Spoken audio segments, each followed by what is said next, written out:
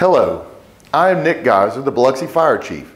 Hurricane season is from June to November of each year, and the City of Biloxi wants to help you prepare your family and property for storms and flooding.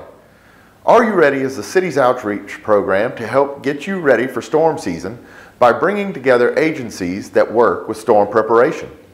In this program, we will educate and remind residents about the precautions they need to take before, during, and after a storm. Whether you are a new or long-time resident, this is news you can use. Hi, I'm Chrissy Labata, the City Engineer for the City of Biloxi. After a disaster, such as a major flood, tropical storm, or hurricane, residents typically have debris. Vegetative debris can build up in yards from things such as downed trees and limbs, or even washed up seagrasses, depending on how high the water rose.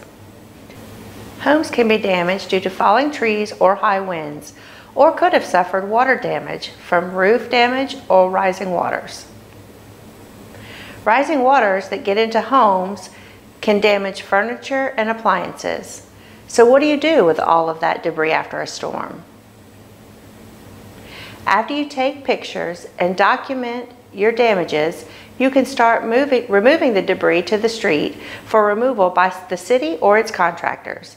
The city is not allowed to enter private property to pick up debris, so residents are required to get the debris to the side of the street. All debris placed at the street has to be sorted into separate piles. Different types of piles have to be disposed of at different landfills. Residents will need to make 5 debris piles: electronics, appliances, also called white goods, hazardous materials, paint, oil, and chemicals, vegetative materials, which have to be cut to 4-foot lengths, construction materials such as shingles, tile, carpet, and wood. When making the separate piles, there are a few things to remember that are very important. First, don't pile up debris on vacant lots. The city or their contractors are not allowed to pick up debris from vacant lots. Second, make sure that your debris piles are far enough apart that they can be picked up without disturbing your other piles. And make sure that those piles are as close to, but not in, the street as possible so that equipment can reach them. And last, make sure your piles are at least 5 feet away from fire hydrants, mailboxes, fences, power pole guy wires, or any other obstruction. If these guidelines aren't followed, the city may not be able to pick up your debris. Following these pointers will help the city get the debris removed as quickly as possible. Now that we know how to pile up debris, how long is it going to take the city to remove that debris? As soon as it's safe to drive after the storm, the city will start to push debris out of the city streets and start to assess how much debris is present. Depending on the volume of debris, the city will either pick up the debris or will bring in a debris removal contractor.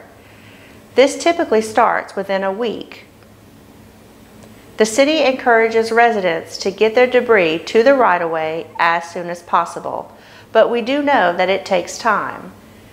How long it takes to collect all the debris to be removed really depends on how much debris is present. When there is not a lot of debris present, the city can typically make one pass through the entire city in 2 weeks. The city does a minimum of 3 complete passes through the city to make sure all the debris is removed. Before making the last pass, the city will publicize that information so that residents know ahead of time. We try to stay in constant contact with residents throughout this process. If you have any questions or concerns, either now or during a debris removal project, residents are always welcome to call the City Engineering Department at 228-435-6269. Residents can also visit FEMA.gov or MEMA.gov for additional information on debris removal. Thank you. Are you ready? This is Jerry Creel, City of Biloxi Community Development Director, with a reminder that hurricane season officially begins on June 1st. And if you do not have flood insurance, now is the time to get it. Remember that flood insurance policies take 30 days to go into effect, and no policies are issued once a hurricane enters the Gulf. Whether you're in a flood zone or not, flood insurance is very important. Hurricanes do not know or respect flood zone boundary lines. Now is also a great time to check your property for potential problems. Clean up around your yard, make sure there are no obstructions in your ditches or drainage easements. If you have flood vents in your home or accessory structures, clean them now and remove any obstructions so that they can function properly. Also, be sure to collect all of your important documents and put them together in one safe place. You can never be too careful, and it pays to be prepared. Lastly, if you have to make repairs after a storm, check with our office to make sure that your contractor is licensed and insured. Never give a contractor cash in advance, and make sure that he pulls a permit in his name. If you have any questions, feel free to call our office at 228-435-6280. Thank you and have a great day. Hello, I'm Michael Strickland, Captain of the Marine Patrol Division with the Mississippi Department of Marine Resources. I'd like to take a few minutes to remind the residents of Mississippi of the importance of preparing your vessels for the upcoming hurricane season. Preparation is the key, so be sure to have a plan in place. First, file a float plan. An example of the information contained in the float plan can be located on our website at www.dmr.ms.gov. It is not necessary to file the float plan with our agency, but it is a great tool to distribute to family and friends. Don't wait until the last minute to start your relocation plans. Start early and allow yourself ample time to accomplish your goals. Make sure your vessel is seaworthy, operational, and is equipped with the required safety items. When transiting to your intended safe harbor location, be aware of your surroundings and the wake your vessel may cause. Many of the safe harbor locations are in shallow, narrow waterways surrounded by private property. So please be aware of your speed and the wake your vessel causes as to not damage personal property. Storm or no storm, as the vessel captain, you are responsible for your wake and the damage it may cause. Be aware of the water hazards, especially after the storm when debris will be more prevalent. When securing your vessel, please ensure that you are not anchoring or mooring your vessel in a marked navigational channel. Obstructing a navigational channel is a violation, and you could be cited and face possible fines. Also, consider your vessel's size for proper mooring to ensure that it does not come loose during the storm or its surge. If you'll be utilizing a generator on your vessel, please ensure you have adequate ventilation to prevent the accumulation of carbon monoxide gases. Carbon monoxide is a colorless and odorless gas that can lead to serious tissue damage and possible death. If you'll be storing excess fuel on your vessel, please ensure that the storage canisters are secured properly as to not be introduced into the environment.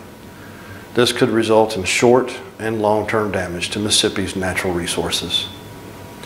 It is also important to remember that the Office of Marine Patrol must suspend operations once the sustained wind speeds reach 45 miles per hour. Wind speeds must subside to less than 45 miles per hour before Marine Patrol can resume emergency responses. Lastly, know the limitations of you and your vessel. Please do not underestimate the dangers associated with a named storm. Be safe, start planning now, and thank you.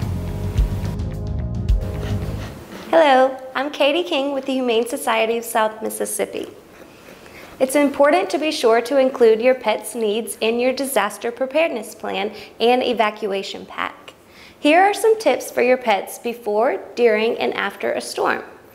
Be sure that your pet is microchipped and that your contact information is up to date. HSSM can assist you with this for a minimal fee. Make sure your pet has a proper ID and make sure you have recent photos handy. Bring crates large enough for your pet to stand or lie down in comfortably.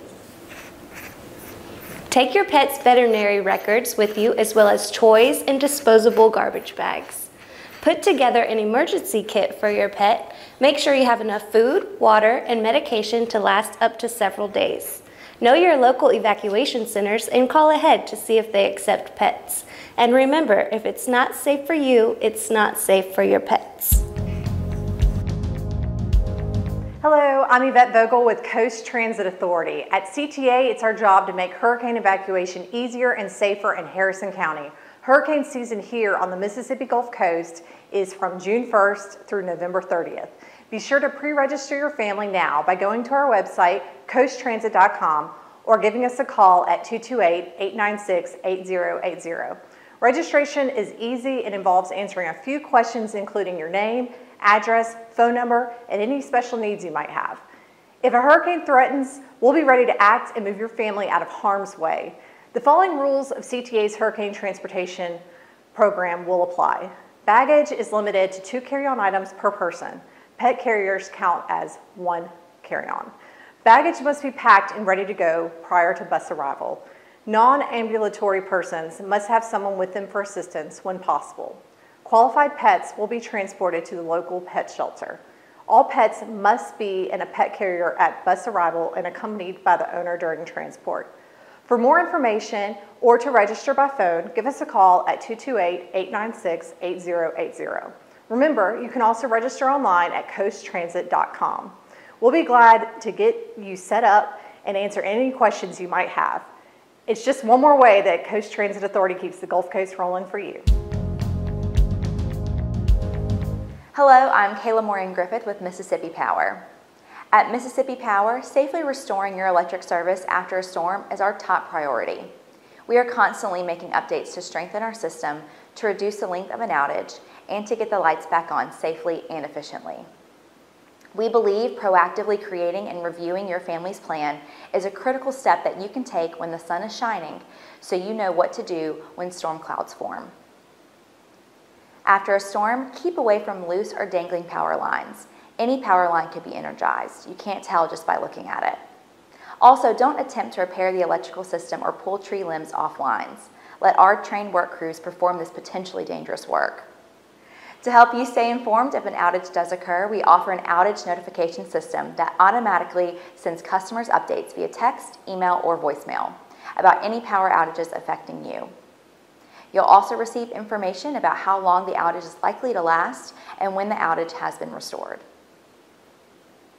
At Mississippi Power, every employee has a storm role, and we understand that getting your lights back on is the first step back to normalcy. Let's hope for the best and plan for the worst as we begin the 2023 hurricane season. Stay safe. Be storm smart. This storm season, keep your peace of mind and save time and money. Take steps now to protect your property from future storm damage. First, remove all dead tree branches from your property. Even if they are far from your home or another structure, they can become dangerous if swept up by strong hurricane winds. Also make sure that your home is free from overhanging limbs. Keep in mind that clearing branches can be dangerous, so it's usually best to hire a professional.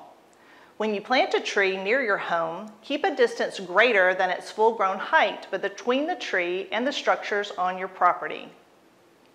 For more tips on protecting your home this storm season, see the Mississippi-Alabama Sea Grants Homeowners Handbook.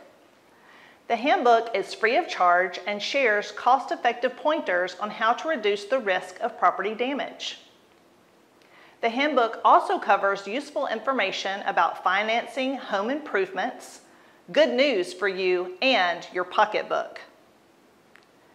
Save money and get smart by contacting me for your copy of the Homeowner's Handbook today, or visit masgc.org and search for Homeowner's Handbook.